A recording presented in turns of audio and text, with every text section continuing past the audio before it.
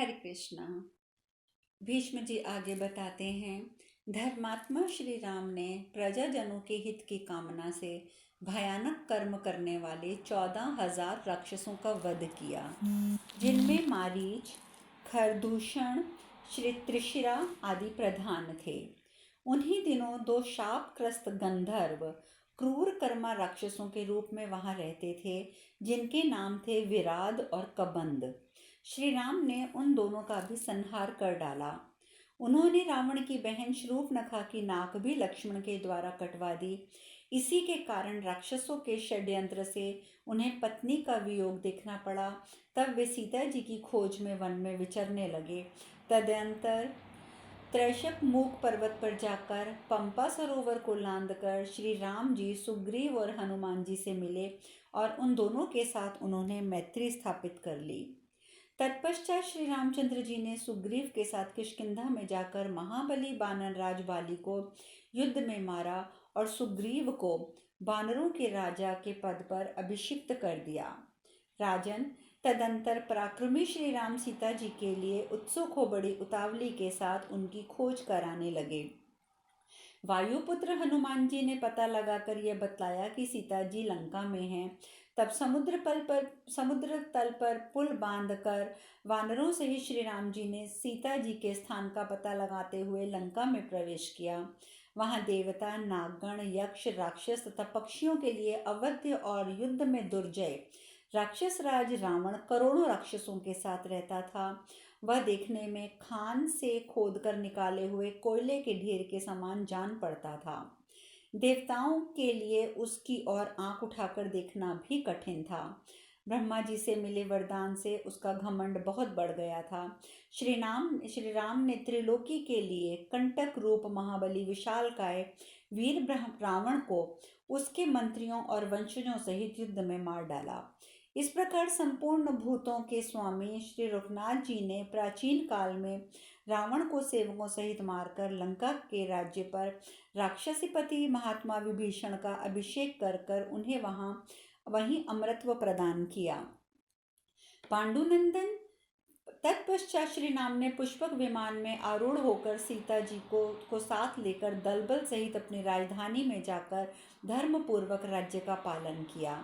राजन, उन्हीं दिनों मथुरा में मधु का पुत्र लवण नामक दानव राज्य करता था, जिसे रामचंद्र जी की आज्ञा से शत्रुघ्न ने मार डाला।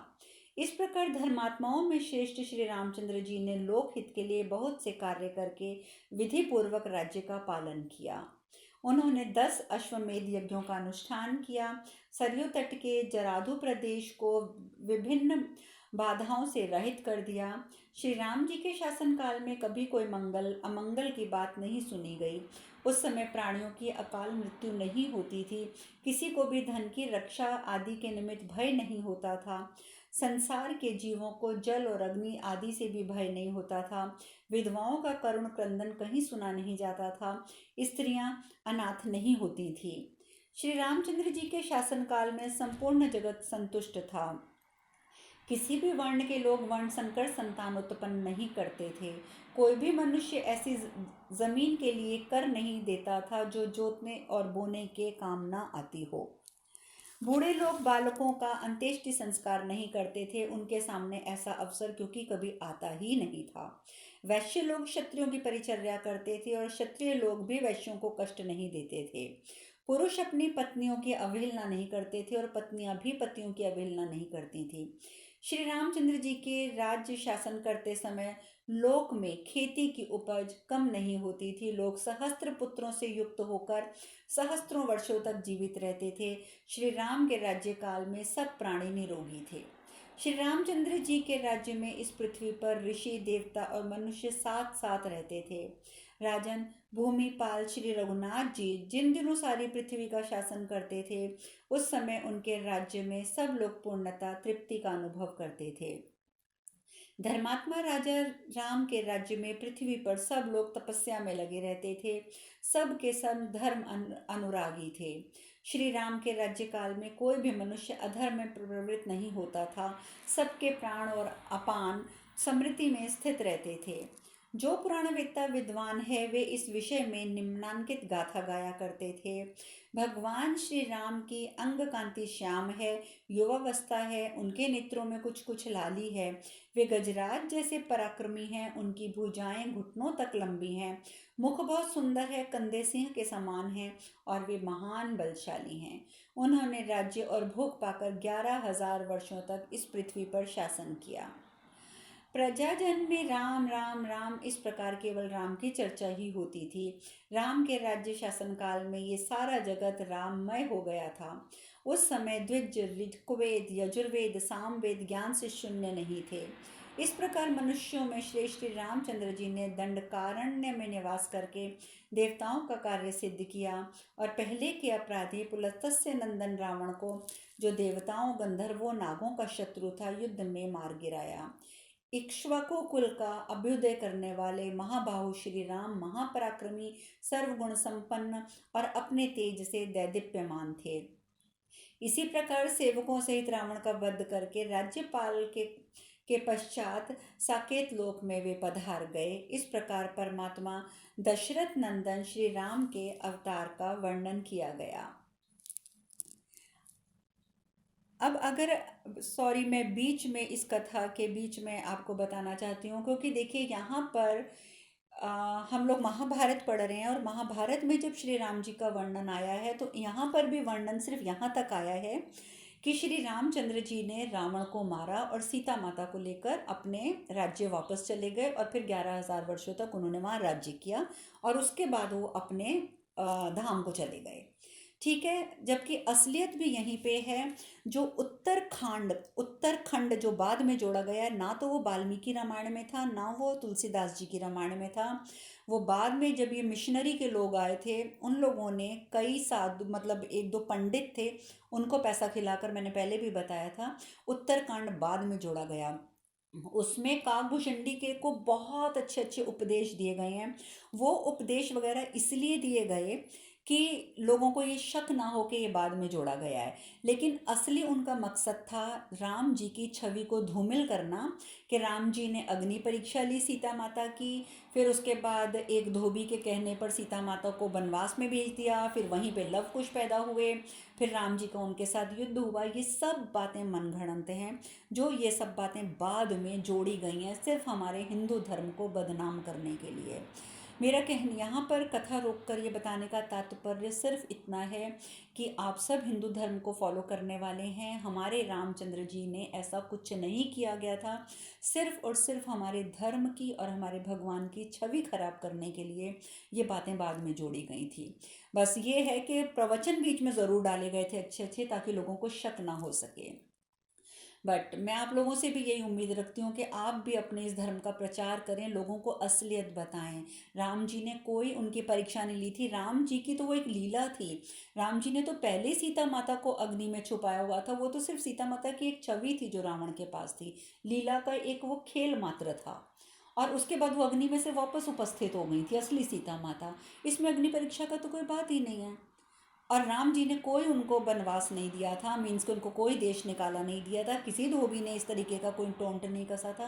ये सब बेकार की और बकवास की बातें कही गई हैं। आई एम सॉरी, मैं ये वर्ड यूज़ कर रही हूँ, लेकिन मुझे बहुत तकलीफ़ होती है कि लोग उन बातों की को सुनने के बाद ये प्रश्न करते हैं। मेरी फैमिली में कई लोगों ने प्रश्न किया था, बड़े अच्छे हैं तुम्हारे राम जी, तो वो जो अपनी पत्नी के ही ना हो सके किसी के क्या होंगे। अगर राम जी को पत्नी से कुछ प्रेम ना होता, वो तो माता लक्ष्मी, मतलब माता लक्ष्मी थी ना सीता माता, तो वो तो अनन्य प्यार करते थे अपनी धर्म पत्नी से, और वो एक लीला का हिस्सा था कि उन्होंने रावण को तो मारना ही मारना था, रावण का वध तो होना ही था। और सिर्फ रावण का वध करना होता तो अकेले भी उसका कहीं वध कर देते, लेकिन और राक्षसों का भी संहार जरूरी था, इसीलिए ये प्रॉपर लीला रची गई थी। लेकिन इसको भी किस तरीके से गलत तरीके से प्रस्तुत किया गया बाद में, और मुझे ताज्जुब होता है कि लोगों ने उस पर विश्वास भी कर लिया। बहुत शेमफुल चीज़ है ये। तो आप भी सबको, जिनसे भी आपकी बात हो, तो बताया कीजिए कि ऐसा कुछ भी नहीं था रामायण में। ये तो जब ये क्रिश्चियन का धर्म वगैरह बनना शुरू हुआ, फिर ये मुस्लिम्स आए, उससे पहले जब क्रिश्नरी मुस्लिम्स के टाइम पे भी ये नहीं था। जब क्रिश्चियंस की मिशनरीज ने काम करना शुरू किया गया था, तब मैं पंडित का नाम भी मेरे पास कहीं पर नोट किया हुआ है, जिस पंडित को पैसे खिलाए गए थे, पता नहीं कितने लाख स्वर्ण मुद्राएं दी गई थी उसको, ये उत्तराखंड लिखवाया गया था। पहले मेरे गुरुजी ने मुझे ये सब बातें बताई थी, तो मैंने इतना, मतलब मुझे इतनी डिटेल नहीं मिली थी। फिर मैंने उसके बाद काफ़ी सर्च किया इसके ऊपर, तब जाकर मुझे ये सारी चीज़ें आई मीन पता चली। तो प्लीज़ फिर अब आप लोग भी ज़रा इस चीज़ को अपने दिमाग में हमेशा रखेंगे कि वो सब बेकार बातें, हमारे राम जी ने ऐसा कुछ नहीं किया। चलिए अब हम कथा में आगे बढ़ते हैं। इसके बाद भीष्म जी कहते हैं, राजन, तदंतर अब 28वें द्वापर में भय भीतों को अभय देने वाले श्री वत्स विभूषित महाबाहु भगवान श्री कृष्ण के रूप में विष्णु जी का अवतार हुआ।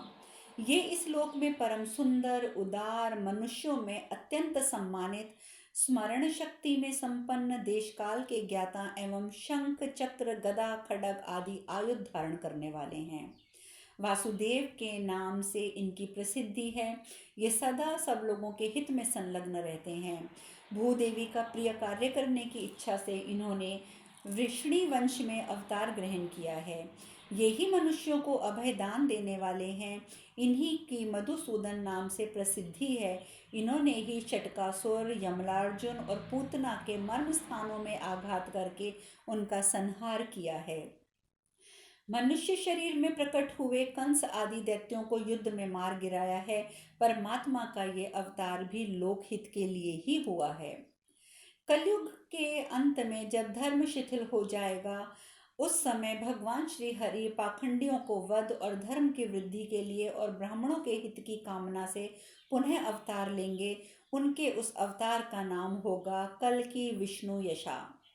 यहाँ पर भगवान श्री कृष्ण की के बारे में ज़्यादा नहीं बताया जा रहा है, क्योंकि अभी आगे संपूर्ण महाभारत में श्री कृष्ण की लीलाओं की चर्चा तो होगी ही होगी। तो इसीलिए उन्होंने यहाँ पर भीष्म पितामह जी ने श्री कृष्ण के बारे में सिर्फ इतना ही बताया है। कुछ बातें वो पहले बता चुके हैं, आप सब भी सुन चुके हैं, और कुछ बातें भी आगे आएंगी। भीष्म जी आगे कहते हैं कि भगवान के ये और भी बहुत से दिव्य अवतार देवता गणों के साथ होते हैं, जिनका ब्रह्मवादी पुरुष पुराणों में वर्णन करते हैं। वैशंपायन जी कहते हैं, जन्मेजय, भीष्म जी के इस प्रकार कहने पर पूर्व वंश में आनंदित करने वाले कुंती कुमार धर्मराज युधिष्ठिर ने उनसे पुनः कहा। युधिष्ठिर जी बोले, वक्ताओं में श्रेष्ठ नरेंद्र, मैं यशस्वी भगवान विष्णु के वृष्णि वंश के अवतार ग्रहण करने का वृतांत पुनः विस्तार पूर्वक जानना चाहता हूँ, क्योंकि अभी जो आपने बताया है, जो पहले बताया, जो हमें सुनने को मिला है, वो बहुत संक्षिप्त में था। इसीलिए पितामह, मैं विस्तार पूर्वक इस वृतांत को पुनः सुनने का के लिए बहुत जिज्ञासु हूँ।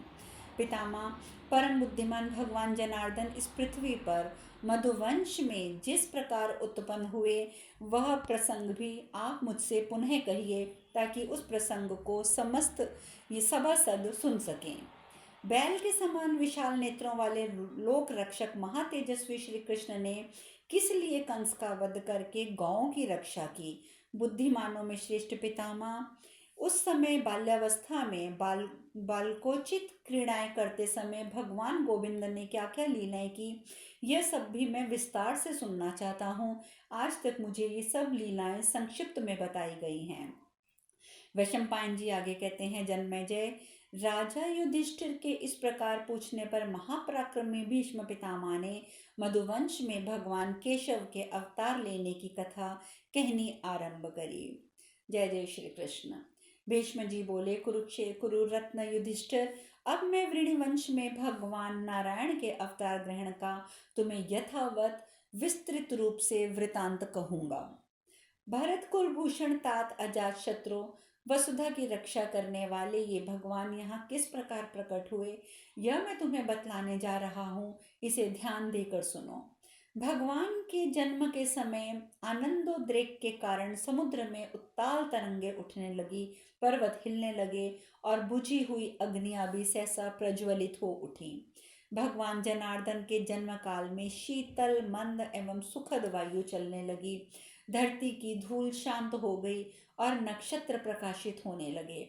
आकाश में देवलोक के नगाड़े जोर जोर से बजने लगे।